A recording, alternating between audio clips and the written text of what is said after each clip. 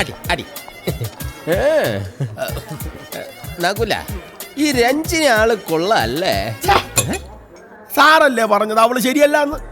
എന്തിന് വീട്ടുകാർ നിർബന്ധിച്ചിട്ട് പോലും സാർ അവളെ കല്യാണം കഴിക്കില്ല എന്നും പറഞ്ഞ് ആരോടും മിണ്ടാതെ സ്വന്തം വണ്ടി പോലും എടുക്കാതെ ഇവിടുന്ന് മുങ്ങിയതല്ലേ?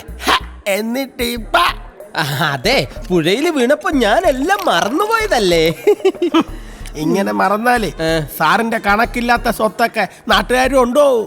അപ്പൊ ജീവൻ രാജ് നല്ല കോടീശ്വരനാണല്ലേ?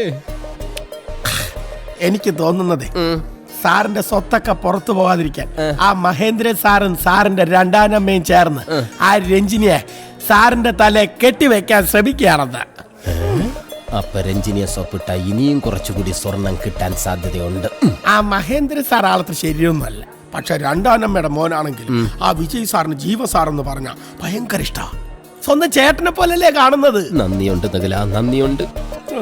തൽക്കാലം എനിക്കിവിടെ പിടിച്ചു നിൽക്കാൻ ഈ അറിവ് തന്നെ ധാരാളം.